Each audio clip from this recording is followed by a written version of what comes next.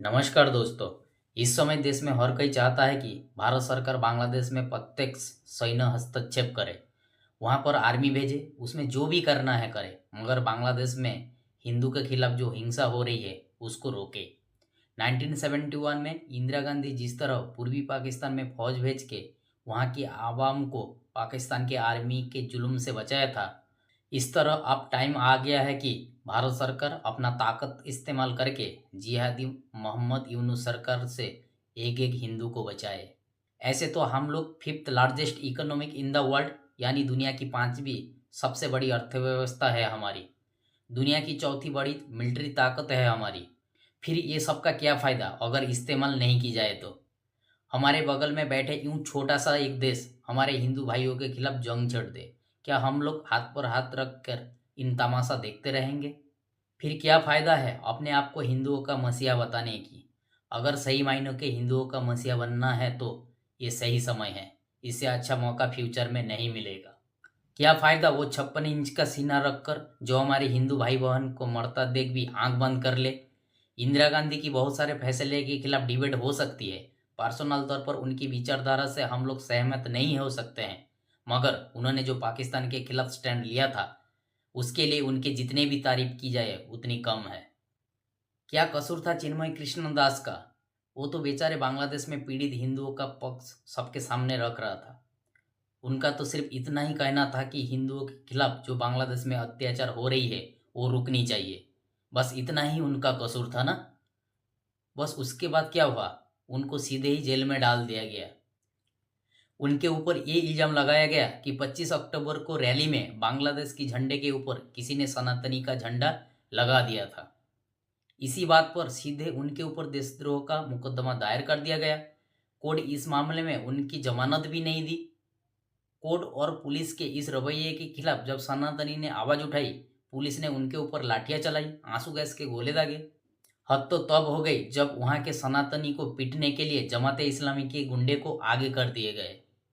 सनातनी कम्युनिटी को कुचलने के लिए बांग्लादेश किस हद तक नीचे गिर चुका है, वहां से आप अंदाजा लगा सकते हैं। पहले तो हिंदू कम्युनिटी को टारगेट करते हैं। उस कम्युनिटी के लोग हिंसा के खिलाफ जब आवाज़ उठाता है तो उसको मारो। फिर उस कम्युनिटी के कोई धार्मिक नेता उसके खिलाफ आवाज़ उठाए तो उसको झूठा केस में जेल में ठूस दो। महीना 2 महीना तो हुआ होगा जब बांग्लादेश में बाढ़ आई थी, तब यही चिन्मय कृष्णदास और इस्कॉन ने मिलकर बांग्लादेश में बाढ़ पीड़ित के पास खड़ा हो गए थे। इवन अपने हाथ से खाना बनाकर बाढ़ पीड़ित लोगों को खिलाया था।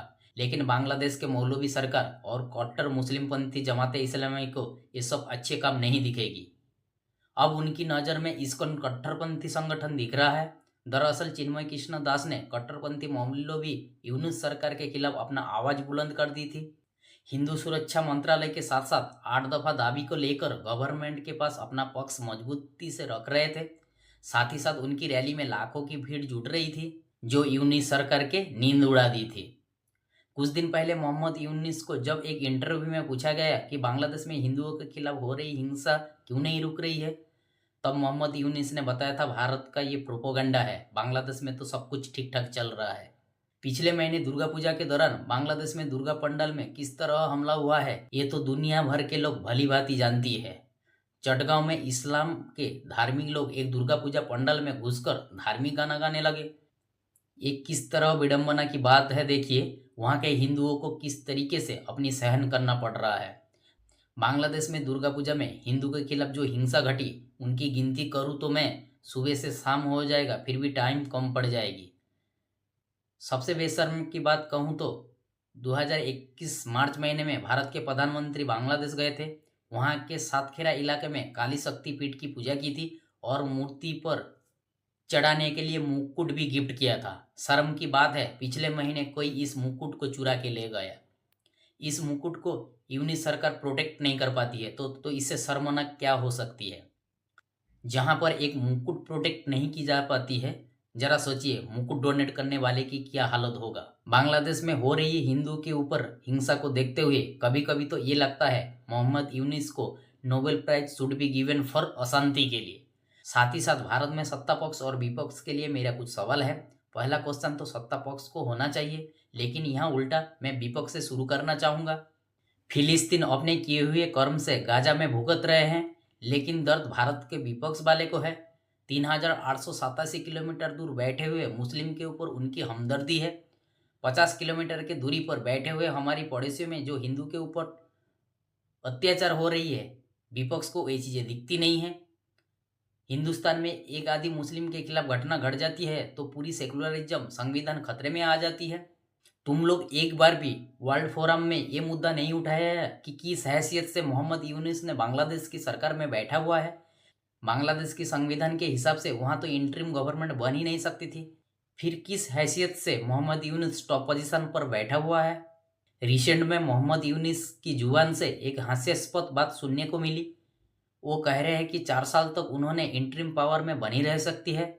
इसका मतलब चुनाव प्रक्रिया भाड़ में जाए। जिस आदमी को ना जनता चुना, ना इलेक्शन लड़ा, ना ही कोई रेफरेंडम उनके पास है, फिर किस हैसियत से बांग्लादेश की टॉप पोजीशन में बैठी हुई है। ये बांग्लादेश और पाकिस्तान जैसे मुल्क में संभव है भाई, और उस पर अमेरिका जैसे दोस्त का हाथ हो। इसीलिए भारत की विपक्ष को देखकर सोचता हूँ कि संविधान हाथ में नहीं पढ़ने की जरूरत है, साथ ही साथ अपना दोहरा चरित्र को बदलने की भी जरूरत है। अभी भी अमेरिका की गवर्नमेंट में डोनाल्ड ट्रंप की सत्ता में नहीं बैठी हुई है, फिर भी बांग्लादेश की सरकार को धमकी दे रहे हैं कि तुम हिंदुओं के खिलाफ हो रही अत्याचार को बंद करो। और यहाँ तो विपक्ष ने संविधान हाथ में लेकर दौड़ते फिर रहे हैं। अब इनका मजबूरी भी क्या है मैं यहाँ बता देता हूँ। क्यों ये लोग बांग्लादेश में हो रही अत्याचार के खिलाफ अपनी आवाज़ नहीं उठा पा रहे? क्योंकि उन लोग को लगता है कि आवाज़ उठाने से इनका वोट बैंक नाराज हो जाए, इसीलिए मुंह में फेविकॉल चिपकाए हुए बैठे हुए हैं। अब थोड़ा 56 इंच यानी सत्ता पक्ष की भी बात कर लेते हैं। अब तो खुद को हिंदुओं का रहनुमा बताते हैं, फिर क्यों चुपचाप हाथ में हाथ रखकर यूं तमाशा देख रहे हैं? माना कि बांग्लादेश में हो रही हिंदुओं के खिलाफ अत्याचार के लिए सरकार ने आलोचना की है, लेकिन सिर्फ आलोचना करने से क्या होगा? बांग्लादेश से हम ताकतवर भी है, बांग्लादेश ऊपर से गलती भी कर रहा है, फिर किस चीज़ के लिए हम अपेक्षा कर रहे हैं? मैं तो कहूँगा कि इस मौके को आप फ़ायदा उठाइए, उनको ये एहसास होने दीजिए कि भारत दोस्ती के लिए अपनी सीने पर गोली भी खा सकती है और दुश्मनी के लिए पिछवाड़े में लात भी मार सकती है। बांग्लादेश को अपनी औकात में लाना बहुत ज़रूरी है।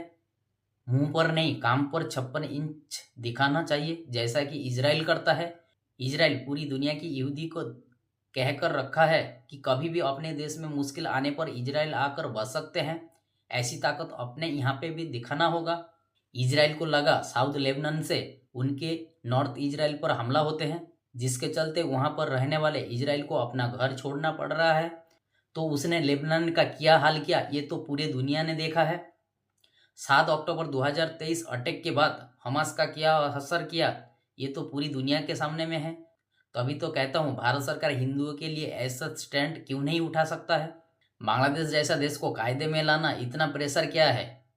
कब तक डिप्लोमेसी की प्रेशर में हम लोग बांग्लादेश और पाकिस्तान में हिंदुओं के ऊपर हो रही जुल्म को देखते रहेंगे? अब वक्त आ गया है कि हम एक वक्त रोटी खा अपने देश के साथ खड़ा रहने का। हम लोग के साथ साथ पूरी आम जनता भारत के ये चाहती है बांग्लादेश को अपनी औकात दिखाने का। आशा और उम्मीद के साथ इंडिया की गवर्नमेंट के पास ये हमारी छोटी सी विनती रहेगी। मिलते हैं किसी अगली वीडियो में, तब तक के लिए इस वीडियो को ज़्यादा से ज़्यादा शेयर करें ताकि बांग्लादेश में पीड़ित सनातनी हिंदू को बचाने के लिए हमारी ये मिशन सक्सेस हो पाए। जय हिंद, जय भारत।